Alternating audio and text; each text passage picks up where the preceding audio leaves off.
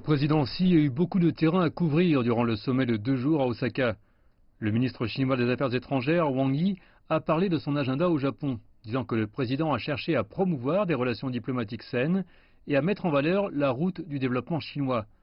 Wang a déclaré que le monde commençait à comprendre le point de vue de la Chine sur les bénéfices du multilatéralisme.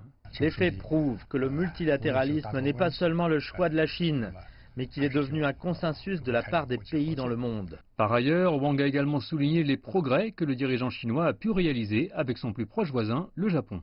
Le Premier ministre Abe s'est entretenu avec le président Xi le jour de son arrivée.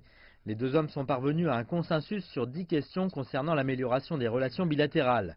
Ils ont souligné l'importance d'adhérer au principe de 4 dossiers politiques.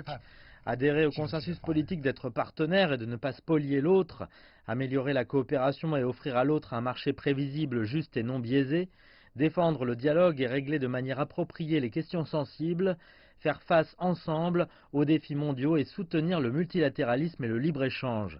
Ces consensus témoignent d'une direction claire pour les deux pays. Le président Xi a également rencontré son homologue américain au Japon en pleine guerre commerciale. Wang a minimisé les tensions, déclarant qu'il y avait encore raison de croire que des relations stables et durables pouvaient être forgées.